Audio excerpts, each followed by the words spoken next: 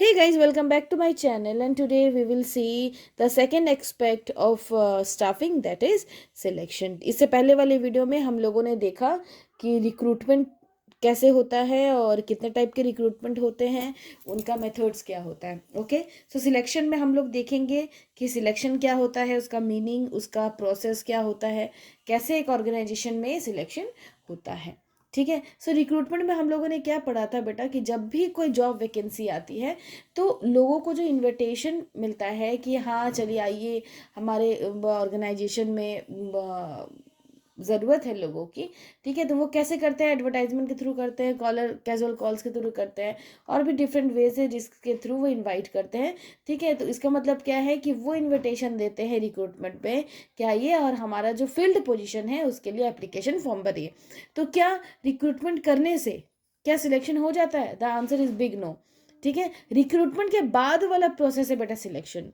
ठीक है, रिक्रूटमेंट के बाद वाला क्या प्रोसेस है? सिलेक्शन। सिलेक्शन का मतलब क्या होता है बेटा? Selection can be defined as finding most promising and most suitable candidate to fill up the vacant job position in the organisation. कि ऑर्गेनाइजेशन में जो वेकेंट जॉब पोजीशन है उसको सबसे अच्छा कैंडिडेट और सबसे सुटेबल कैंडिडेट भरे, उसको बोलते हैं सिलेक्शन। इन रिक्रूटमेंट, अब देखो यहाँ पे, इन recruitment large number of application received. Recruitment में क्या होता है बेटा? Large number of application received होता है ऑर्गेनाइजेशन में, and after that selection process begins. और रिक्रूटमेंट के बाद क्या होता है? सिलेक्शन होता है। So after that selection begins, process begins at this stage by screening the application. अब सिलेक्शन प्रोसेस में सबसे पहले क्या होगा? स्क्रीनिंग होगा, जिसमें कि जितने भी ज़रूरत के देखो एप्लीकेशन आया है मतलब फॉर्म आया है, तो इसका मतलब ये नहीं कि सारे सुटेबल हो। अब उसमें देखा जाएगा कि जो जो जॉब का वैकेंसी है और जो फॉर्म आया दोनों मैच कर रहा है कि नहीं कर रहा है। मान लो मैनेजर के लिए कंपनी ने पोस्ट डाला कि मैनेजर रिक्वायर्ड है, 2 मैनेजर। ठीक है, उसके लिए जो क्वालिफिकेशन होना चाहिए वो MBA होना चाहिए, लेकिन ऑर्गेनाइजेशन में टोटल 100 रिक्रूटमेंट के लिए सैम्पल्स है, मतलब एप्लीकेशन है। उसमें से अब ये देखना है कि क्या वो इसमें से कितने कैंडिडेट हैं जो MBA किए हुए हैं, उन्हीं को लोग आगे बढ़ाएंगे। ठीक है, उसी को बोलते हैं स्क्रीनिंग द एप्लीकेशन। इसका मतलब एप्लीकेशन को अच्छे से जांचना, देखना कि वो उसके लिए फिट है कि नहीं है। ठीक है, so in selection the number of rejected applicants is generally more. Selection में क्या होता है बेटा? रिजेक्टेड एप्लीकेंट ज़्यादा होते हैं और सिलेक्टेड कैंडिडेट कम होते हैं। क्यों? क्योंकि मान लो एक ऑर्गेनाइजेशन में 20 पोस्ट खाली है और उस ऑर्गेनाइजेशन में 150 कैंडिडेट ने अप्लाई किया है, तो ऑब्वियस सी बात है 130 कैंडिडेट क्या हो जाएंगे? रिजेक्ट हो जाएंगे। तो हुआ ना रिजेक्शन ज़्यादा। ठीक है, इसीलिए बेटा जो सिलेक्शन होता है ना, इसको नेगेटिव प्रोसेस बोलते हैं। याद रखना, selection is a negative process. Why? Because in selection the number of rejected can applicants is generally more than the selected candidates. Okay, अब चलते हैं, हम लोग देखते हैं कि एक ऑर्गेनाइजेशन में सिलेक्शन कैसे होता है, उसका क्या प्रोसेस होता है। सबसे पहले देखो, अब ये जो है हम लोग स्टार्ट कर रहे हैं various steps to be performed. ठीक है, इन सिलेक्शन प्रोसेस कोई भी कैंडिडेट को बेटा सिलेक्ट करने के लिए क्या क्या करना पड़ता है? सबसे पहले प्रीलिमिनरी स्क्रीनिंग। क्या होगा? Preliminary screening. अब प्रीलिमिनरी स्क्रीनिंग क्या होता है? मैंने आपको ऑलरेडी बताया स्क्रीनिंग के बारे में कि जो अनक्वालिफाइड और मिसफिट कैंडिडेट है उसको हटा दिया जाता है।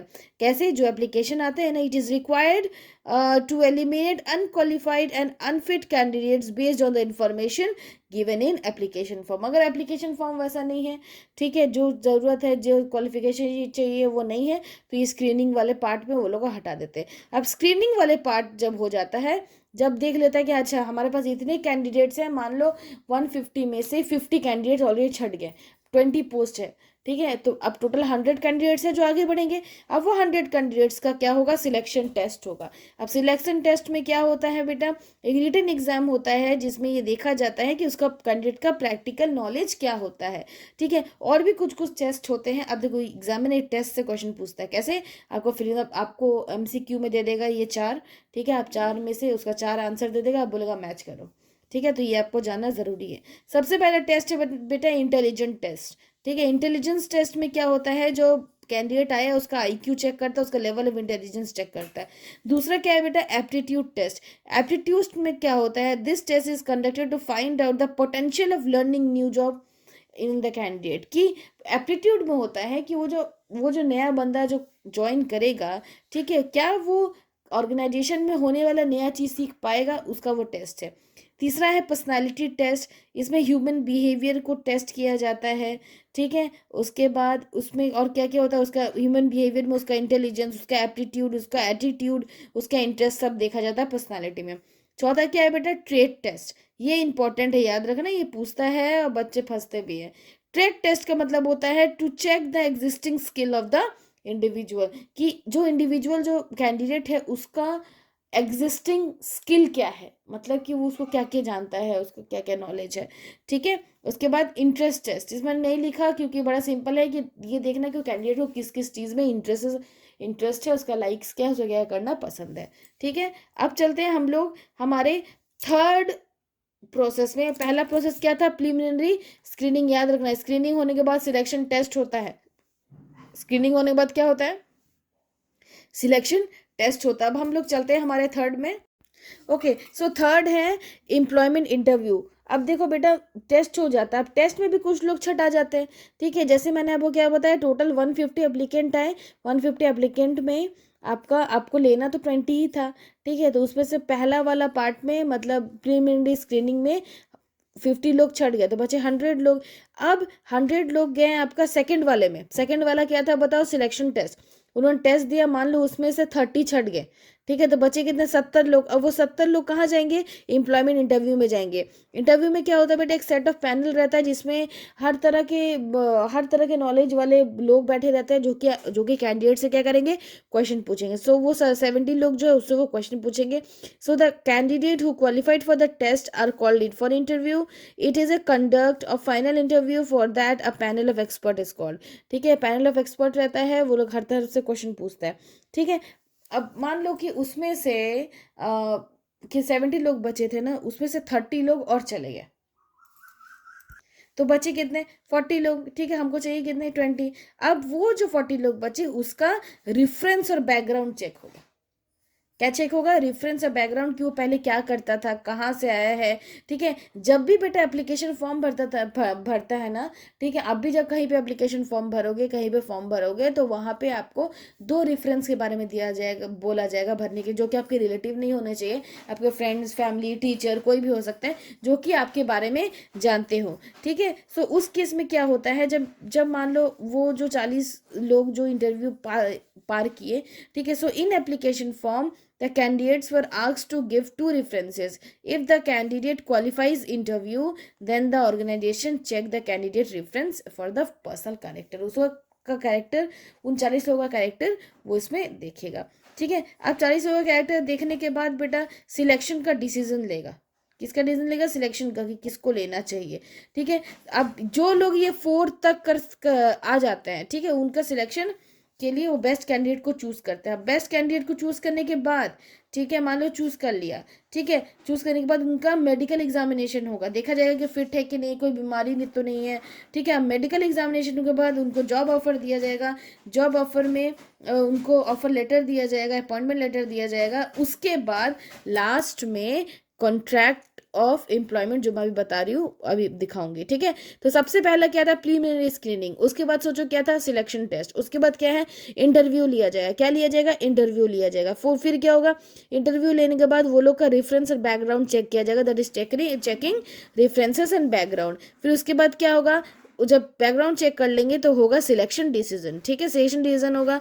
उसके बाद मेडिकल एग्जाम होगा, क्या होगा, मेडिकल एग्जाम। उसके बाद होगा जॉब ऑफर, उन लोगों को जॉब ऑफर दिया जाएगा, ठीक है। अब लास्ट में क्या है, कॉन्ट्रैक्ट ऑफ एम्प्लॉयमेंट। सो बेटा कॉन्ट्रैक्ट ऑफ एम्प्लॉयमेंट में क्या होता है, उन वो लोगों को जो जॉब ऑफर दिया जाता है ना, उसमें एक कॉन्ट्रैक्ट दिया जाता है जिसमें कि साइन करना पड़ता है। उसमें लिखा रहता है कि आपको क्या क्या बेनिफिट्स मिलेंगे, आपका क्या जॉब होगा, आपका ड्यूटीज़ क्या होगा, रिस्पॉन्सिबिलिटीज़ क्या होगा, ठीक है। आपको पे कितना मिलेगा, पे अलाउंसेस कितना मिलेगा, ठीक है। आपको कितने घंटे काम करने, रूल्स क्या मिलेगा। प्रोबेशन पीरियड का मतलब होता है, देखो स्टार्टिंग में ना कोई भी जॉब आप करोगे तो आपको तुरंत परमानेंट नहीं करता, कुछ दिन के लिए आपको ट्रेनिंग में रखता है, उसी को बोलते हैं प्रोबेशन पीरियड। ओके, सो प्रोबेशन पीरियड कितना होगा, ये सारी चीज़ें कॉन्ट्रैक्ट ऑफ एम्प्लॉयमेंट में बताते हैं। तो चलो एक बार हम लोग फिर से एक बार रिवाइज कर लेते हैं। तो सबसे पहला प्रीलिमिनरी स्क्रीनिंग था, उसके बाद क्या था बताओ, सिलेक्शन टेस्ट था, उसके बाद क्या था बताओ, एम्प्लॉयमेंट अपॉर्चुनिटी एम्प्लॉयमेंट इंटरव्यू था, उसके बाद क्या था, चेकिंग रेफरेंसेस एंड बैकग्राउंड, उसके बाद सिलेक्शन डिसीजन, उसके बाद मेडिकल एग्जामिनेशन, फिर जॉब ऑफर, फिर contract of employment. Okay, I hope आपको ये समझ आया होगा। जिन बच्चों को कोई भी प्रॉब्लम है आप मुझे मैसेज करो, ठीक है, मैं आपको प्रॉब्लम सॉल्व करूँगी। ठीक है, अभी तक हम लोगों ने दो एक्सपेक्ट देख लिया, मतलब दो एलिमेंट देख लिया। पहला, इससे पहले वाले वीडियो में मैंने आपको रिक्रूटमेंट पूरा पढ़ाया था, जो कि एक बड़ा टॉपिक था। ठीक है, अब ये एक छोटा ही टॉपिक है ये वाला। ठीक है, मतलब ये सिलेक्शन वाला छोटा टॉपिक है, लेकिन इसका जो ये पार्ट है ना, ये जो पूरा उसका स्टेप है, ये एग्जाम में पूछता है, टेस्ट के बारे में पूछता है। ठीक है, इसके नेक्स्ट वाले वीडियो में हम लोग देखेंगे ट्रेनिंग एंड डेवलपमेंट। और एक बार ट्रेनिंग एंड डेवलपमेंट भी बड़ा टॉपिक है। ठीक है, तो ट्रेनिंग एंड डेवलपमेंट एक बार खत्म कर लेंगे ना बाबू, उसके बाद फिर हम लोग क्या करेंगे, उसके बाद ये चैप्टर का क्वेश्चन आंसर्स को देखेंगे। ठीक है, चलो बाय, टेक केयर एवरीबडी। जिन बच्चों ने मेरे प्रीवियस वीडियो नहीं देखा है वो देख लीजिए, और मेरे वीडियो को लाइक सब्सक्राइब कर दीजिए। चलो बाय, टेक केयर।